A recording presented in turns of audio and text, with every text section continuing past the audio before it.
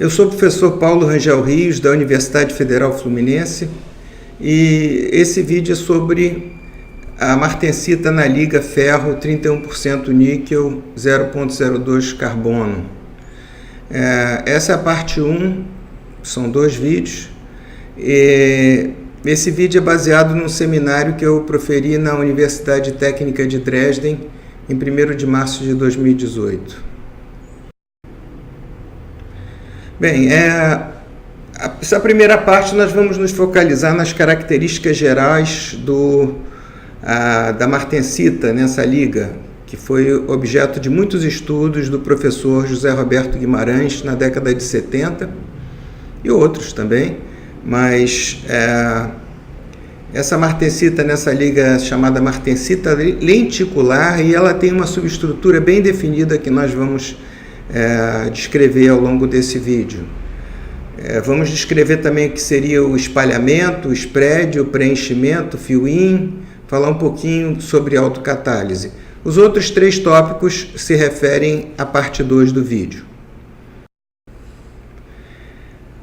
Essa liga é uma liga base, vamos dizer assim, algumas pessoas preferem o termo liga modelo para o estudo da martensita. E dependendo da composição da liga, nós podemos estudar martensitas em ripas, que em inglês seria lath, lenticular, que seria lenticular também, e de placa fina, thin plate. Essa figura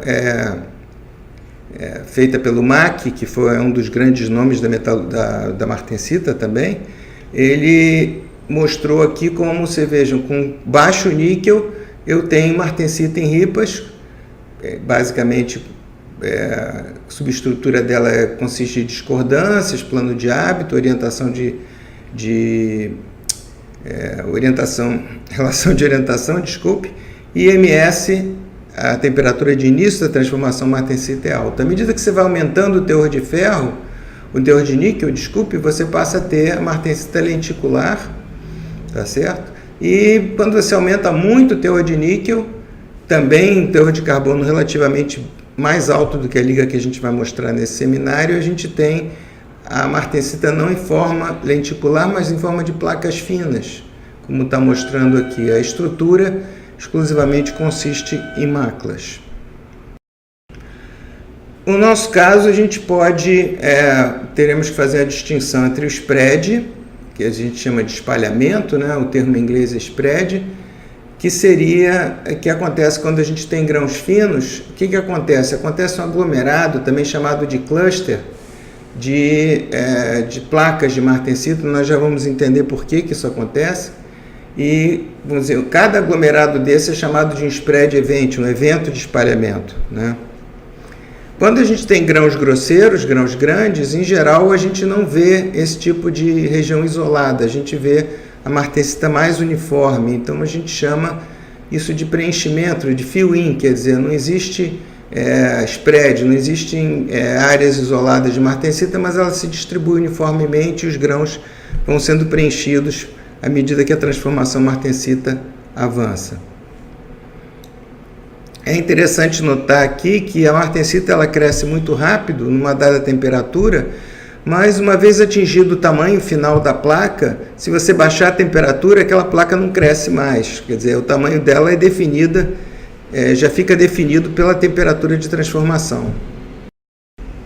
Aqui uma outra foto obtida pelo professor Guimarães. Nós vamos ver coisas semelhantes obtidas pelo MEV, também da década de 70, né, do estudo clássico dele, aqui a gente vê praticamente 100% transformado, a gente vê que foi transformado a 77 Kelvin, quer dizer, uma temperatura bem baixa de nitrogênio líquido, e a gente tem placas, nós vamos ver esse tipo de arranjo, você vê um arranjo bem regular até, vamos ver depois disso com outra. Esses gráficos mostram mais uma característica dessas ligas. A gente tem aqui o chamado burst, quer dizer, em vez de propriamente a gente ter uma temperatura em que a martensita se inicia, o que ocorre é que quanto maior é a SV, né, o menor é a temperatura de transformação, quer dizer, menor o tamanho de grão, menor a temperatura de transformação. Mas acontece algo curioso na temperatura de transformação que, dependendo do tamanho de grão, você não tem uns poucos por cento, você pode ter até 70% de transformação na temperatura MS já, o chamado burst, a explosão da martensita. É uma característica da martensita nessas ligas. Então o MS muitas vezes é chamado MB também, temperatura não só de início, mas na qual já ocorre uma quantidade considerável de martensita. Aqui a fração transformada de martensita nesse outro gráfico, ela aumenta quando você diminui a temperatura, quer dizer, então se está uma temperatura mais alta, à medida que você vai aumentando a temperatura, você vai aumentando a fração transformada. E aqui, à medida que você vai diminuindo o tamanho de grão, a curva é jogada para baixo, tá certo? Como a seta está indicando. Aqui a gente tem um tamanho de grão fino, porque a gente tem um SV alto, e aqui a gente tem um tamanho de grão grosseiro. Vamos começar a descrever então em mais detalhe como é a subestrutura da martensita lenticular. Se a gente olhar para essa figura aqui, a gente vai ver que no meio da martensita lenticular a gente tem o chamado midrib, né? Que é o meio da martensita, né? E que a gente vê as máculas. Depois, à medida que a gente vai se afastando, o número de máculas vai ficando mais numeroso. Você tem aqui uma região D que você vai ver discordando. Nós vamos ver cada área dessas à medida que nós vamos avançando no vídeo.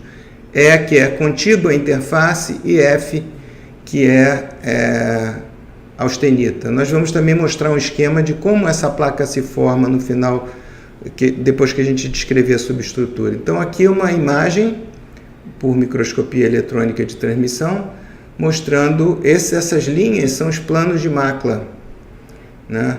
Essa aqui é uma imagem do midrib, obtida, reportada pelo MAC em 2007, né? Seria essa região B, olhada com um aumento bastante significativo, né? Essa região aqui é 200 nanômetros.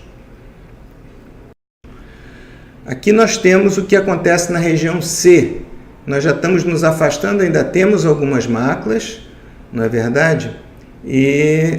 Mas já estamos saindo da região maclada, essa região que o MAC denominou de C, que está ilustrada aqui, uma microscopia eletrônica de transmissão dessa região C. Aqui nós já temos a região D. Na região D a gente vê discordâncias, veja que essas discordâncias têm uma certa organização, né? Nós vamos ver que a gente acredita que essas discordâncias sejam herdadas da austenita deformada, né? Então aqui a gente já não vê máculas, a gente vê um arranjo de discordâncias em dois planos.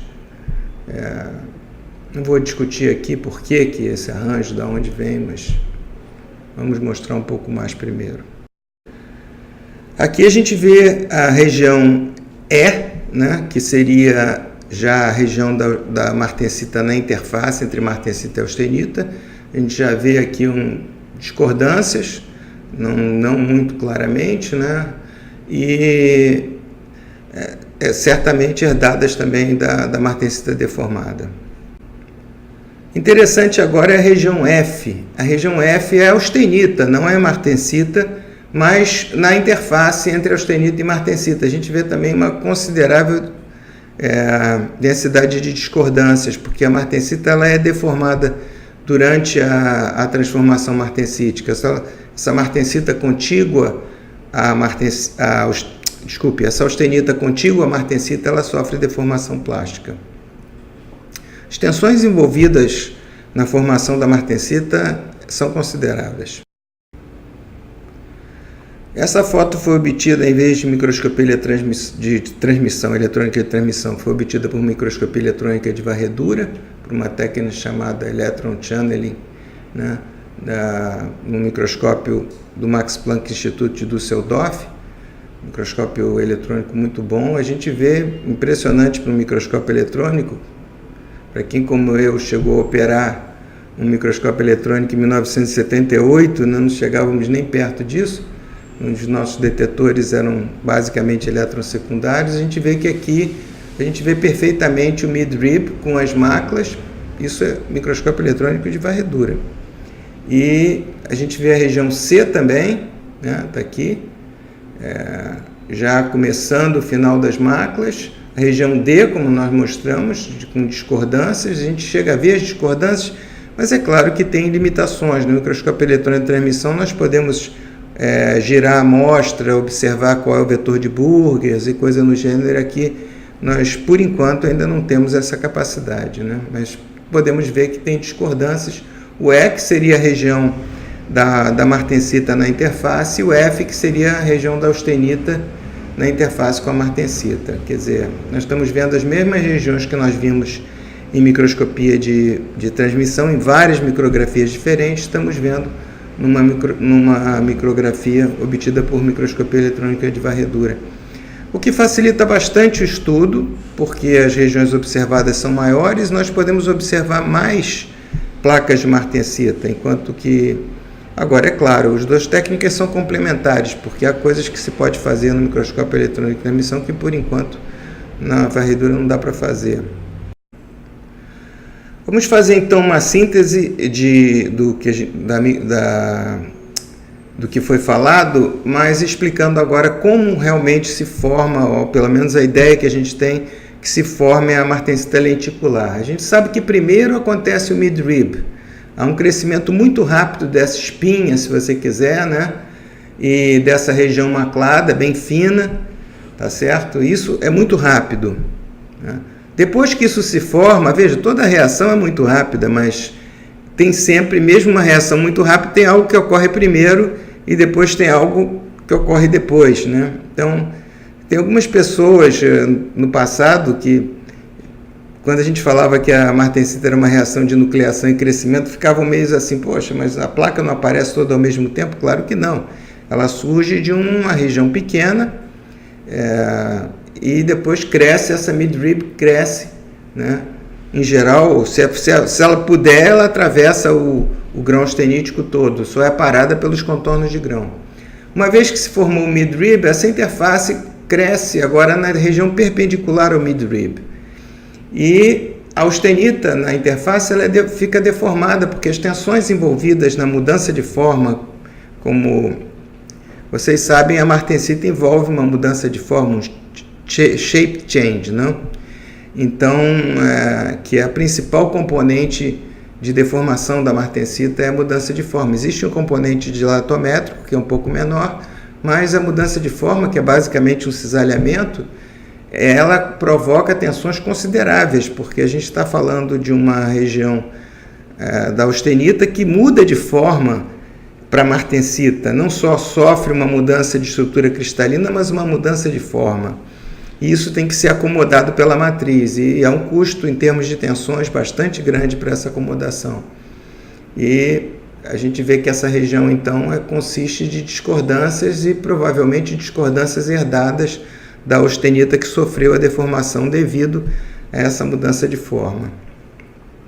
Então, aqui eu falo detalhadamente, primeiro o midrib, depois a interface do midrib migra, e então, no final, tanto as duas possuem deformação, possuem discordâncias, né? Bem, para complicar um pouco mais, agora nós vamos ver as placas não se formam isoladas, né? Como nós vimos naquela foto anterior, nós vamos ver uma outra até melhor, obtida por MEV, as placas elas tendem a se arranjar de alguma forma. Nós aqui vamos ter uma ideia essa placa preta aqui, é o que a gente chama de placa primária. Já havia um núcleo na austenita, um local na austenita onde a placa se formou. Eu não vou discutir aqui a nucleação da austenita, seria um pouquinho complicado, mas não vamos só falar que havia um local preferencial aqui em que essa placa pôde se formar, né? Essa placa preta. Então a gente chama isso de placa primária. Veja que essa placa primária ela pode se chocar com o contorno de grão contíguo. Veja que ela pode ter se originado aqui, supondo que ela se originou aqui nesse ponto, ela essa região aqui a gente chama de zona de influência dos contornos de grão. A gente acredita que essa região seja uma região mais favorável para nucleação da martensita por causa dos defeitos pré-existentes no contorno de grão que criam campos de tensão na região contígua ao contorno de grão.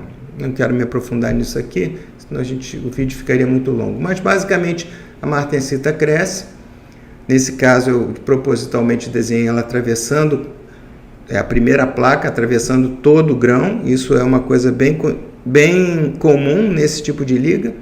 Quando ela chega e bate nesse contorno, nesse caso específico, ela induz a formação de uma placa secundária vermelha do outro lado no grão contíguo. Veja, ela também poderia induzir a formação de uma placa no próprio grão da onde ela se formou aqui, ou a placa poderia vir para cá, e também a partir da deformação, do estresse da própria região lateral da martensita, também haveria possibilidade de formar outra placa secundária. Então, talvez valha a pena a gente introduzir dois termos. Quando, isso tirado da química, né? Quando o produto da reação induz a formação de mais produto da reação, nós dizemos que essa situação é a chamada autocatálise.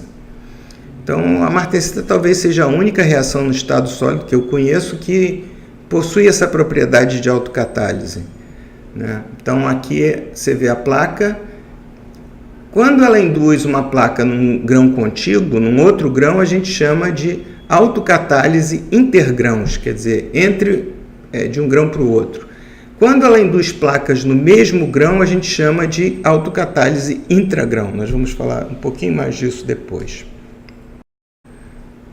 Só para mostrar de novo aquela figura um pouco mais simplificada, é o exemplo da autocatálise intergrão, essa placa primária bateu nesse contorno e induziu a formação de uma placa secundária, né?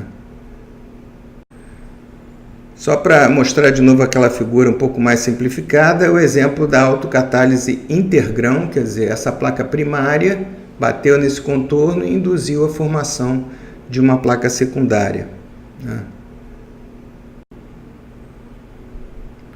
Essa é uma bela foto obtida no MEV, do Max Planck, quando eu estive lá estudando essas ligas, junto com agora o professor Karl Zielnik.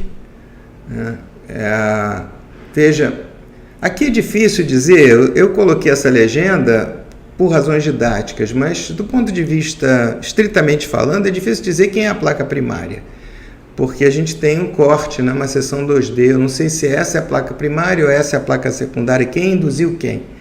Então, eu estou supondo, só para razões ilustrativas, que a placa primária seja essa placa maior aqui, né? Veja que a placa maior bateu no contorno de grão e induziu essa placa no outro grão. Tá certo? Se foi a outra placa que induziu essa nesse grão, realmente é difícil dizer, mas acho que só para fixar o raciocínio, vamos supor que essa começou e induziu. Então, a gente vê um exemplo de autocatálise semelhante ao diagrama que eu acabei de mostrar. Essa magnificação é pequena, né? 1500 vezes. Uma outra possibilidade é que a placa primária pode bater no outro grão. A situação se complica porque nós ainda não temos uma teoria bem definida. Agora existem simulações que estão tentando reproduzir o que está acontecendo aqui, né? E phase field.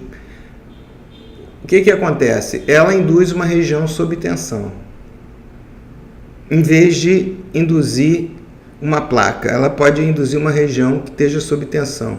E essa região, em vez de gerar uma nova placa, as discordâncias dessa região sofrem deslizamento. Então, nós temos uma espécie de competição.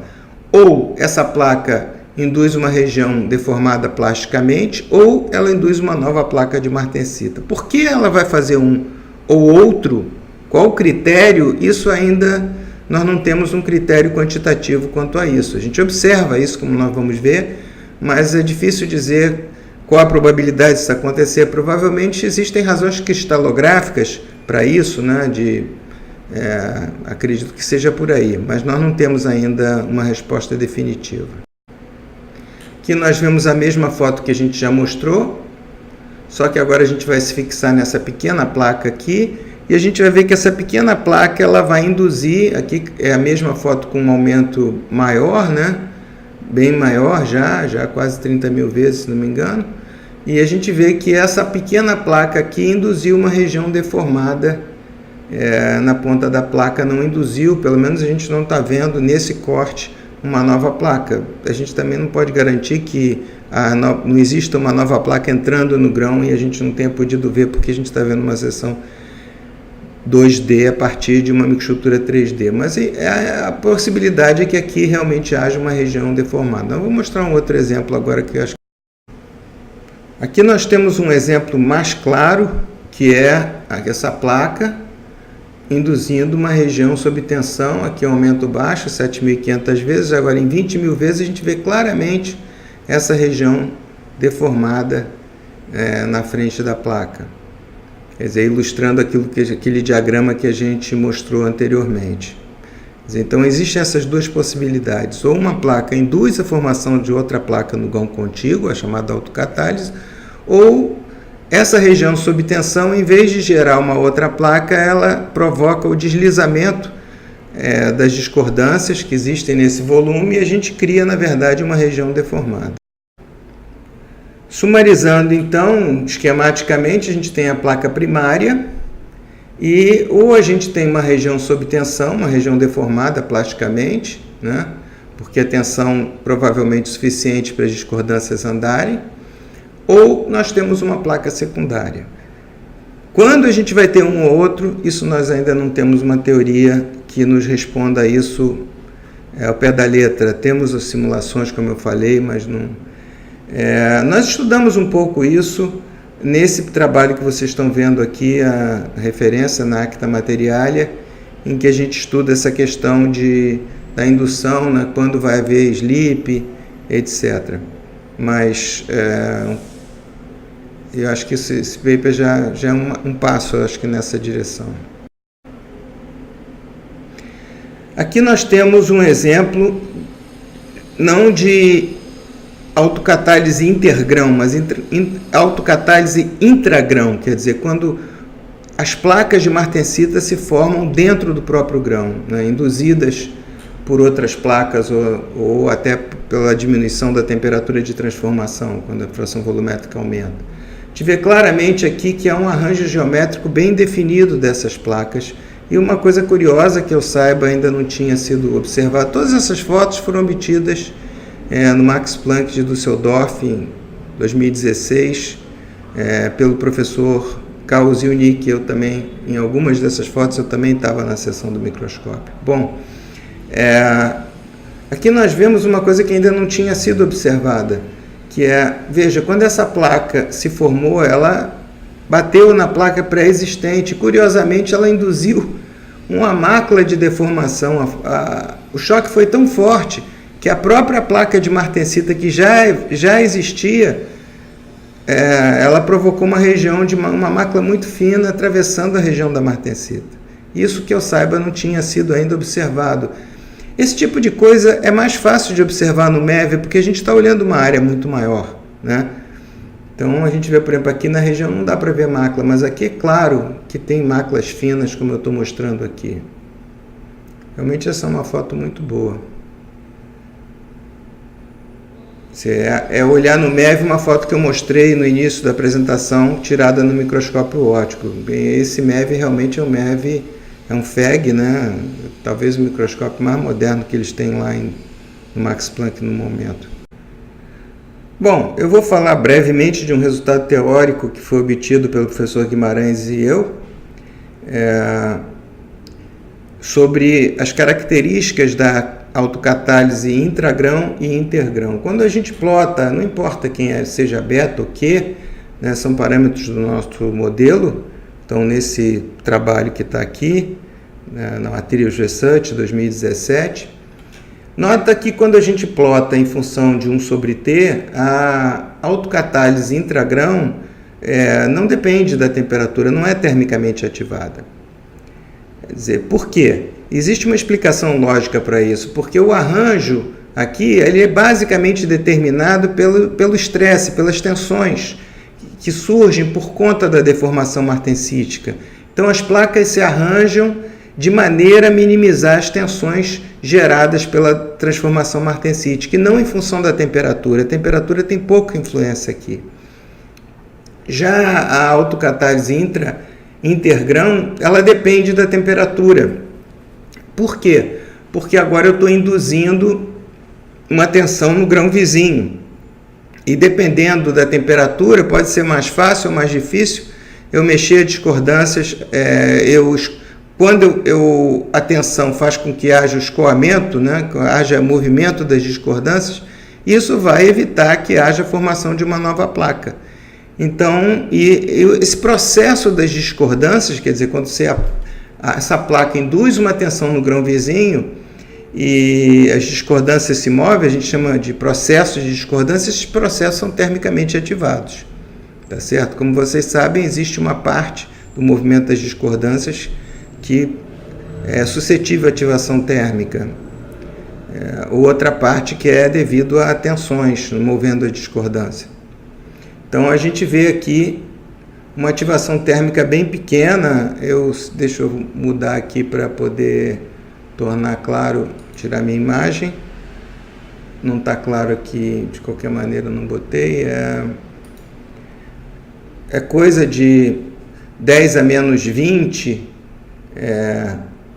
joule por evento, coisa dessa ordem. É bastante pequena a energia de ativação, mas está lá. A gente observou essa ordem de grandeza, 10 a menos 19, 10 a menos 20 de energia de ativação em diversas circunstâncias da transformação martensítica. Em geral, a gente acha que isso está ligado, a gente que eu estou falando do professor Guimarães e eu, achamos que isso esteja ligado a processos de discordância que ocorrem na austenita. Sempre que há a possibilidade de uma discordância andar, existe um componente termicamente ativado.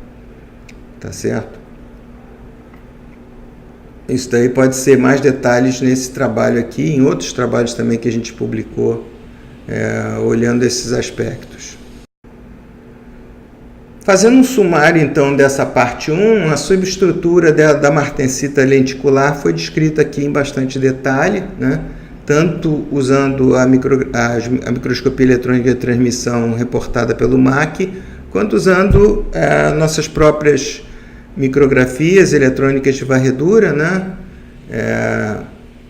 E que nós vimos 3 regiões: a região central, ou mid-rib, uma região intermediária que apresenta algumas máculas e discordâncias herdadas da austenita deformada, e a região da interface martensita-austenita, na qual tanto a austenita quanto a martensita apresentam discordâncias. Quer dizer, na autocatálise intergrão, como nós vimos, quer dizer, quando uma placa induz a formação de outra placa no grão vizinho, quando a placa colide com o contorno, ela pode induzir a formação de outra placa ou uma região plasticamente deformada. Isso não é claro por quê. Não temos ainda uma teoria que preveja matematicamente, olha, dependendo da relação de orientação entre os dois grãos, etc., nós podemos afirmar que isso vai acontecer. E o fato notável é que a autocatálise intergrão é termicamente ativada. Já a autocatálise intragrão, a acomodação de placas é devido à minimização da energia elástica, a tensões elásticas dentro da martensita. Tá certo? Então elas adotam uma forma típica em zigue-zague, né? E essa forma minimiza as tensões elásticas, um campo elástico se cancelando com o outro, né? E ela não depende da temperatura, porque aí depende basicamente da geometria das placas, que é basicamente invariante com a temperatura, né? Depende basicamente da geometria da acomodação dessas placas e não da temperatura de transformação. É um ponto que talvez eu deva, para esse vídeo não ficar muito longo, eu omiti aqui, mas eu falei no seminário, é que existe uma quantidade considerável de tensões internas numa amostra transformada, 100% transformada de martensita. Mesmo nessa liga com teor de carbono muito baixo, algumas pessoas, a gente tende a achar, bom, se o teor de carbono é tão baixo, então de repente há um escoamento e isso daí relaxa as tensões internas não vão ser tão altas. Não é verdade.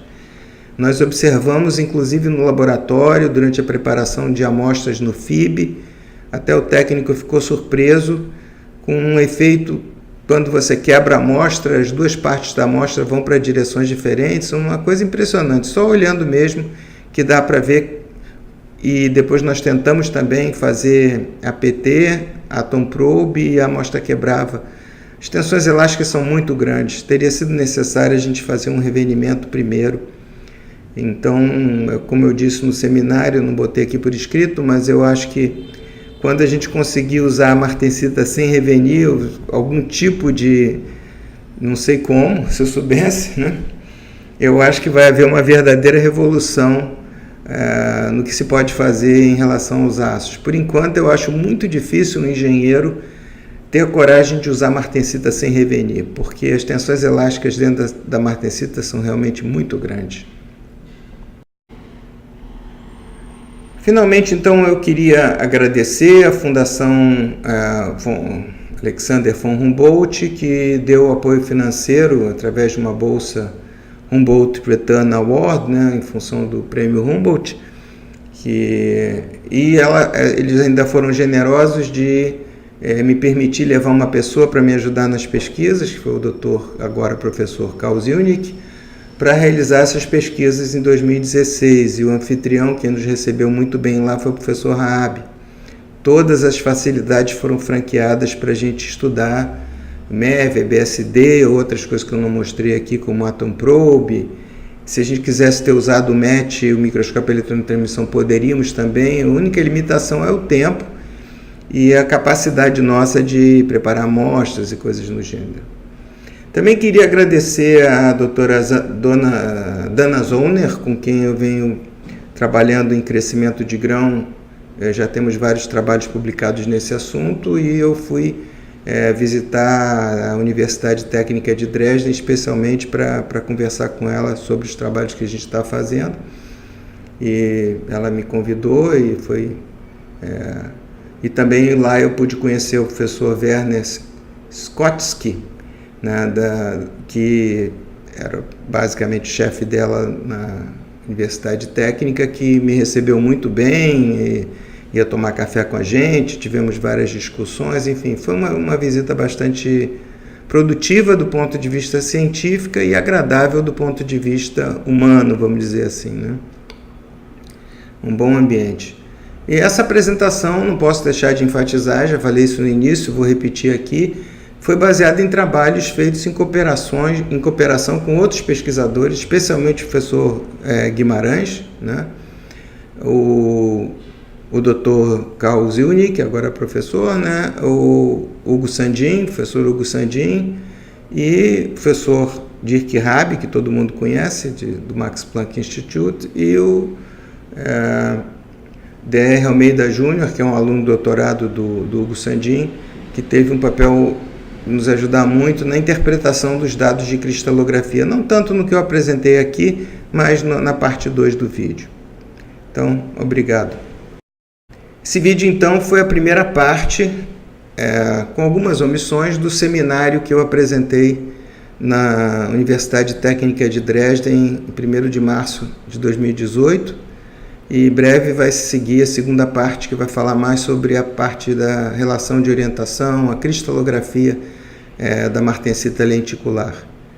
Queria agradecer a todos que tiveram a paciência de chegar até o final do vídeo e pedir que vocês comentem, façam sugestões, inclusive de vídeos futuros que vocês possam ter interesse. Eu sei que existe interesse em vídeos sobre martensita mais elementares, esses estão ainda em fase de produção. Obrigado.